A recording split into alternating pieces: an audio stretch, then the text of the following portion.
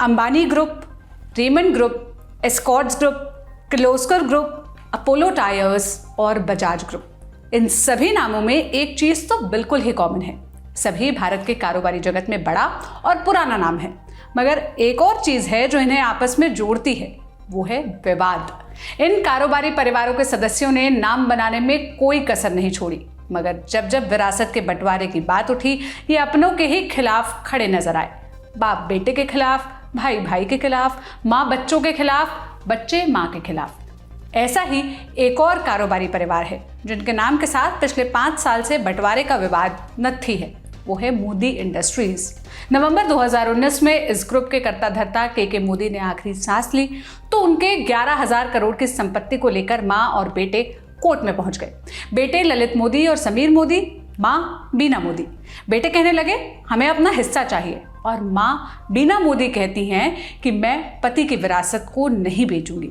बंटवारे के साथ शुरू हुआ ये विवाद 4 सालों बाद भी कोर्ट में जस का तस बना हुआ है। मगर आज हम इस फसाद की बात यहाँ इसलिए कर रहे हैं क्योंकि 30 जुलाई को दिल्ली हाई कोर्ट ने इस ग्रुप से ही जुड़े एक केस में फैसला सुनाया है। इस फैसले को बेटे समीर मोदी के लिए झटके की तरह देखा जा रहा है। आज के खर्चा पानी में हम इसी पर विस्तार से बात करेंगे, जानेंगे कि कोर्ट ने क्या फैसला सुनाया जो मोदी इंडस्ट्रीज फिर से चर्चा में है। साथ में आपको ले चलेंगे इतिहास में, बताएंगे कि कैसे पड़ी मोदी इंडस्ट्रीज की नींव, कितनी बड़ी है ये इंडस्ट्री, इसके अंडर कौन कौन सी कंपनियां हैं और माँ बेटे के बीच बंटवारे के लिए चल रहे विवाद की वजह क्या है। आइए शुरू से शुरू करते हैं। नमस्ते, मेरा नाम सोनल है और आप देखना शुरू कर चुके हैं ललन टॉप का डेली फाइनेंशियल बुलेटिन खर्चा पानी। शुरुआत हालिया डेवलपमेंट से करते हैं। दिल्ली की एक अदालत ने 30 जुलाई को अपने ही आदेश को पलटते हुए समीर मोदी को झटका दे दिया। गॉडफ्री फिलिप ने शेयर बाजार को इन फैसले की जानकारी दी है। उसके मुताबिक कोर्ट ने कहा है कि समीर मोदी का डायरेक्टर पद पर कोई ताउम्र अधिकार नहीं है। हाँ, अगर वो फिर से डायरेक्टर बनना चाहते हैं तो कंपनीज एक्ट के नियमों के हिसाब से ही उनकी नियुक्ति की जाएगी। ट्रस्ट के कॉन्ट्रैक्ट के मुताबिक बीना मोदी उनके नाम को प्रपोज करने वाली होनी चाहिए, मतलब उन्हें कॉन्ट्रैक्टर में तय शर्तों के खिलाफ नहीं काम करना चाहिए। प्रस्ताव मिलने के बाद नॉमिनेशन एंड रेम्यूनेशन कमेटी जो फैसला करेगी उसे ही माना जाएगा। आपको बता दें कि समीर मोदी गॉडफ्री फिलिप के बोर्ड ऑफ डायरेक्टर में है, वहीं उनकी मां बीना मोदी कंपनी की एमडी है। इसके साथ ही 24/7 को बंद करने के बारे में कोर्ट ने कहा कि गॉडफ्री एक लिस्टेड कंपनी है, इसलिए वो किसी वर्टिकल को बंद करने का फैसला लेने के लिए स्वतंत्र है। अब कोर्ट के ये दोनों फैसले समीर मोदी के लिए बड़ा झटका माने जा रहे हैं। दरअसल 24/7 रिटेल चेन गॉडफ्री फिलिप का ही एक डिवीजन है जिसे समीर मोदी ने शुरू किया था। हुआ यूं था कि कंपनी ने वित्त वर्ष 2024 के नतीजे पेश किए। रेवेन्यू 5,304.61 करोड़ रहा। इसी दौरान अप्रैल 2024 में कंपनी के बोर्ड ने कहा कि 24/7 रिटेल चेन अच्छा परफॉर्म नहीं कर रहा है, इसे बंद कर देना चाहिए। मगर समीर मोदी ने इस फैसले का विरोध किया और वो कोर्ट चले गए। कहा कि रिटेल बिजनेस बंद करने के फैसले पर रोक लगाने का आदेश दिया जाए। उनकी शिकायत इतनी ही नहीं थी, उन्होंने आगे आरोप लगाया कि उनकी मां बीना मोदी अन्य डायरेक्टर्स के साथ मिलीभगत करके उन्हें बोर्ड से हटाना चाह रही हैं। 30 मई को हुई बोर्ड मीटिंग में भी उन्हें बैठने नहीं दिया गया। इस मामले में साकेत कोर्ट ने 27 जून 2024 को अंतरिम आदेश जारी किया जो समीर मोदी के हक में आया। कोर्ट ने कहा कि बोर्ड समीर को डायरेक्टर पद पर बहाल रखा जाए और रिटेल बिजनेस को लेकर भी यथास्थिति बनाए रखने का आदेश दिया, मतलब रिटेल चेन को लेकर कोई भी फैसला नहीं लिया जा सकता। अब इसी मामले पर 30 जुलाई को कोर्ट ने अपने ही आदेशों को पलट दिया। मां बीना मोदी और बेटे समीर मोदी की लड़ाई बोर्डरूम की खींचतान से कहीं बड़ी है। कैसे है, आइए शुरू से शुरू करते हैं, मतलब मोदी इंडस्ट्रीज की शुरुआत से। मोदी एंटरप्राइजेस की कहानी। बहादुर गुजरमल मोदी मारवाड़ी परिवार से आने वाले कारोबारी। उन्होंने 1933 में एक शुगर मिल फैक्ट्री के साथ अपने कारोबारी सफर की शुरुआत की और यह सफर फिर रुका नहीं। Vanaspati manufacturing unit, washing soap factory, Modi tin factory, Modi food products, Modi oil mill जैसे ब्रांड्स के साथ खड़ी कर दी मोदी ग्रुप ऑफ कंपनीज। आज की तारीख में यह ग्रुप $1.5 अरब का बन चुका है। मगर मोदी ग्रुप को इस मुकाम पर पहुंचाने का क्रेडिट जितना गुजरमल को जाता है उतना ही उनके बड़े बेटे के मोदी को भी जाता है। पूरा नाम कृष्ण कुमार मोदी। उनका जन्म 27 अगस्त 1940 को पटियाला में हुआ था। के मोदी ने 19 साल की उम्र में ही बिजनेस में कदम रखा था। जब वो 1959 में अपने चाचा के साथ यूरोप ट्रिप के दौरान टेक्सटाइल प्रोडक्शन की दुनिया से वाकिफ हुए और कुछ ही सालों बाद अपने परिवार के सिल्क मिल में टेक्सटाइल प्रोडक्शन का काम मैनेज करने लगे। 1965 में उन्हें ग्रुप के नाइलॉन यार्न मैन्युफैक्चरिंग यूनिट मोदीपॉन का वाइस प्रेसिडेंट बनाया गया। 1976 में पिता की मृत्यु के बाद उन्होंने मोदी ग्रुप की कमान संभाली। कारोबार का डाइवर्सिफिकेशन करते हुए अलग अलग क्षेत्रों में ले जाना शुरू किया। मोदी ग्रुप को MFCG से लेकर fashion, education, agriculture, tea and beverages, health care, salon, travel, retail, network marketing जैसे फील्ड में ले गए। उनकी अगुवाई में कंपनी मोदी इंडस्ट्रीज देश के बड़े बिजनेस घरानों में गिनी जाने लगी। अगले 5 सालों में ग्लोबल बाजारों में भी वो बड़ा नाम बन गई। मोदी इंडस्ट्रीज के अंदर गॉडफ्री फिलिप्स, इंडोफिल इंडस्ट्रीज और Modi care, colour bar, fashion TV जैसे ब्रांड्स हैं। ग्रुप की सबसे कमाऊ कंपनी है गॉडफ्री फिलिप्स, जो टोबैको मैन्युफैक्चरिंग और एक्सपोर्ट कंपनी है। मार्लबोरो, फोरस्क्वायर, आइजेन, रेड एंड व्हाइट, स्टेलर और Cavanders, Originals, North Pole and Tipper जैसे ब्रांड के सिगरेट यही कंपनी बनाती है। 24 घंटे खुले रहने वाले कन्वेंस स्टोर 24/7 भी इसी कंपनी का रिटेल डिवीजन है। इसके बाद ग्रुप के दूसरे सबसे बड़े कमाऊ यूनिट है इंडोफिल, जो फर्टिलाइजर और इंडस्ट्रियल केमिकल बनाती है। मल्टी लेवल मार्केटिंग फील्ड में मोदी केयर है, जबकि इंडिया में पॉपुलर कॉस्मेटिक ब्रांड कलर बार कॉस्मेटिक्स भी इसी का है। एजुकेशन फील्ड में मोदी एकेडमिक इंटरनेशनल इंस्टीट्यूट और के मोदी यूनिवर्सिटीज, लाइफस्टाइल और फैशन इंडस्ट्री में ये कंपनी ईगो चेन, बीना फैशंस, पीकन ट्रैवल्स नाम से मौजूद है।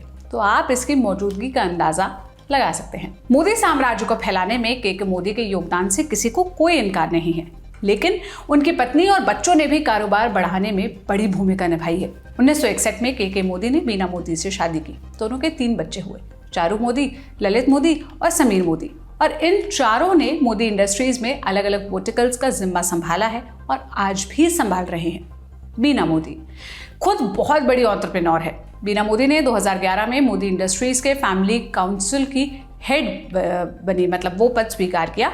बीना फैशंस, एगो स्पेशलिटी रेस्टोरेंट चेन, डिसांज सैलून और बीकन ट्रैवल्स उनके ही बनाए ब्रांड्स हैं।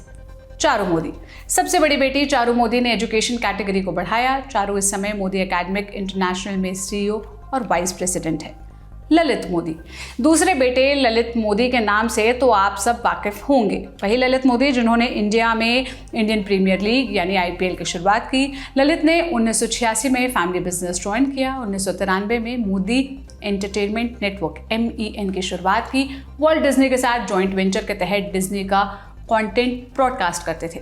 फैशन टीवी भी इसी डील का हिस्सा था। ESPN स्पोर्ट्स चैनल आपको याद होगा, उसे भी इंडिया में ललित मोदी ही लाए थे। हालांकि सभी डील्स में उनके नाम विवादों में जरूर आया। 2005 से 2010 तक BCCI के वाइस प्रेसिडेंट रहे। उस पूरे कार्यकाल के दौरान नियमों के उल्लंघन, बोली में हेराफेरी और मनी लॉन्ड्रिंग के आरोप भी उन पर लगे। अब बात करते हैं समीर मोदी की, तीसरे और सबसे छोटे बेटे। 1992 में मैनेजमेंट ट्रेनिंग के साथ घर के बिजनेस में कदम रखा। अलग अलग यूनिट्स में अलग अलग पोजीशन पर काम किया। फिर 2003 में मोदी केयर वर्टिकल के हेड बने। 2004 में इंडिया में कलर बार कॉस्मेटिक्स की शुरुआत की। 2005 में देश में रिटेल चेन 24/7 लेकर आए। कंपनी की तरक्की किस मालिक को अच्छी नहीं लगती, वो भी तब जब पूरे परिवार ने मिलकर बिजनेस को बढ़ाया हो। के मोदी भी खुश थे, मगर इस खुशी के साथ पनप रही थी एक चिंता संपत्ति के बंटवारे की। वो सोचने लगे कि मेरे जाने के बाद इस पूरी विरासत को कौन संभालेगा, कौन बिजनेस को चलाएगा, क्योंकि ऐसी लड़ाइयां भारत में खूब हुई। 2004-2005 में मुकेश और अनिल अंबानी में बंटवारे की लड़ाई देखने के बाद शायद ही वो इस मसले को अनदेखा कर पाए। दरअसल 2002 में धीरूभाई अंबानी की मृत्यु हो गई, मगर उन्होंने कोई वसीयत नहीं बनाई थी, जिसके बाद दोनों भाइयों में बिजनेस के बंटवारे को लेकर काफी लंबा कोल्ड वॉर चल रहा था। आखिर में उनकी मां कोकिलाबेन को आगे आना पड़ा। 2006 में उन्होंने आधिकारिक तौर पर खानदानी संपत्ति का बंटवारा किया। के मोदी नहीं चाहते थे कि उनके परिवार में इस तरह की लड़ाई हो और ना ही बिजनेस को तुरंत बंटवारा किया जाए। मतलब उनका ये मानना था, क्योंकि उन्हें डर था कि फिर बिजनेस पर असर पड़ेगा और बेवजह परिवार में कानूनी लड़ाई शुरू होगी। इसलिए समाधान के तौर पर उन्होंने 2009 में फैमिली ट्रस्ट बनाकर परिवार की सारी संपत्ति उसमें ट्रांसफर कर दी। घर के सदस्यों के पास कंपनी की जितनी भी हिस्सेदारी थी वो भी ट्रस्ट को ट्रांसफर कर दी गई। फैमिली ट्रस्ट का एक कॉन्ट्रैक्ट भी तैयार किया गया, जिसे फैमिली डीड कहते हैं। उसके मुताबिक अगर ट्रस्ट के सदस्यों में कोई असहमति होती है तो उस कॉन्ट्रैक्ट के हिसाब से फैसला किया जाएगा। उन्होंने वसीयत को लेकर इकोनॉमिक टाइम्स से बातचीत में कहा था, मेरे और मेरी पत्नी के जाने के बाद बच्चों को अगर मिलकर बिजनेस चलाना होगा तो वो चलाएंगे, और चाहे तो बिजनेस बेचकर आपस में बंटवारा कर सकते हैं। उन्होंने कहा कि मैं नहीं चाहता कि 1989 में जैसे मैं और मेरे भाई बंटवारे के दर्द से गुजरे थे वैसे मेरे बच्चे भी झेलें। वसीयत के मुताबिक तीनों बच्चे आपस में तय करके किसी एक को इसका ट्रस्टी बना सकते हैं, चाहे तो किसी बाहर वाले को भी ट्रस्टी बना सकते हैं।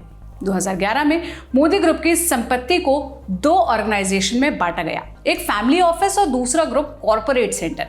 परिवार की सारी संपत्ति को फैमिली काउंसिल के अंडर रखा गया, जिसकी हेड बनी बीना मोदी, और ग्रुप के रोजमर्रा के खर्चों को देखने के लिए बनाया गया कॉर्पोरेट सेंटर। आगे बढ़ने से पहले फैमिली ट्रस्ट के बारे में जान लेते हैं। फैमिली ट्रस्ट एक लीगल व्यवस्था है जिसके तहत घर का मुखिया अपनी प्रॉपर्टी को एक ट्रस्ट में ट्रांसफर करता है। ट्रस्ट में रखी पूरी संपत्ति को मैनेज भी ट्रस्ट ही करता है। मुखिया के जाने के बाद उसके बनाए वसीयत के हिसाब से ही संपत्ति को घर वालों में बांट दिया जाता है। फैमिली ट्रस्ट अगर ठीक से बनाए जाए तो फैमिली वेल्थ को मैनेज करने का ये सबसे बढ़िया तरीका होता है। फैमिली वेल्थ की वजह से बाद में विवाद ना हो, इसे निपटने के लिए फैमिली ट्रस्ट बहुत कारगर टूल माने जाते हैं और खासकर फैमिली बिजनेस के बीच काफ़ी पॉपुलर भी रहे हैं। फैमिली बिजनेस माने ऐसे बिजनेस जिसे पीढ़ियों से चलाया जा रहा है, जैसे रिलायंस, टाटा, गोदरेज, ये सब। फैमिली ट्रस्ट कितने सफल हुए हैं, मतलब जैसे जैसे बिजनेस बढ़ता गया, परिवार बढ़ता है और विवाद की गुंजाइश भी बढ़ती है। लाख फैमिली ट्रस्ट बना दिए जाएं, वसीयत लिख दी जाए, होता वही है जो मंजूर खुदा होता है। CII के मुताबिक सिर्फ 13% फैमिली बिजनेस तीसरी जनरेशन तक टिक पाते हैं और सिर्फ 4% फैमिली बिजनेस ऐसे होते हैं जो तीसरी जनरेशन के बाद भी बिना बंटवारे के चल पाते हैं। और मोदी इंडस्ट्री इससे कैसे अछूता रहता। के मोदी के लाख जतन के बाद भी वही हुआ जिसका उन्हें डर था, क्या फैमिली ट्रस्ट और क्या वसीयत। के की मौत और शुरू हुई लड़ाई। के मोदी की नवंबर 2019 में मृत्यु हो गई। गॉडफ्रे फिलिप्स इंडिया के बोर्ड ने एकमत होकर बीना मोदी को कंपनी गॉडफ्रे इंडिया का प्रेसिडेंट और MD और इंडोफिल इंडस्ट्रीज लिमिटेड का CMD घोषित कर दिया। चूंकि फैमिली काउंसिल की ट्रस्टी बीना मोदी थी, इसलिए प्रॉपर्टी बंटवारे से जुड़े सारे फैसले करने का अधिकार बीना मोदी को मिला। 30 नवंबर 2019 को बीना मोदी ने तीनों बच्चों के साथ दुबई में एक मीटिंग की, जिसमें ललित मोदी ने बंटवारे की मांग की। कहा ट्रस्ट को तोड़कर वसीयत के मुताबिक चारों में बराबर बराबर बांट दिया जाए। गॉडफ्रे फिलिप जो सबसे ज्यादा रेवेन्यू वाली कंपनी थी, कहा कि उसे बेच दो और सभी में बराबर बांट दो। अगर बीना मोदी और दोनों बच्चे चारू और समीर ट्रस्ट को मेंटेन रखने पर सहमत हुए। नाराज होकर ललित मोदी ने भारत की अदालत और सिंगापुर की आर्बिट्रेशन अदालत में केस कर दिया। गॉडफ्रे फिलिप इकलौती लिस्टेड इकाई है और कंपनी के रेवेन्यू का सबसे बड़ा हिस्सा इसी डिवीजन से आता है। कहानी में नया ट्विस्ट फिर आया 2024 में, जब समीर मोदी भी ललित मोदी की तरह बंटवारे की मांग करते हुए सुप्रीम कोर्ट पहुंच गए।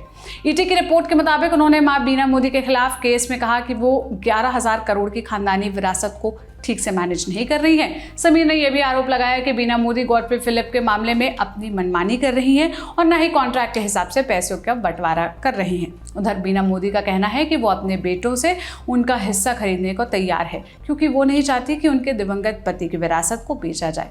बेटी चारू भी इसी विवाद में अपनी मां के साथ है।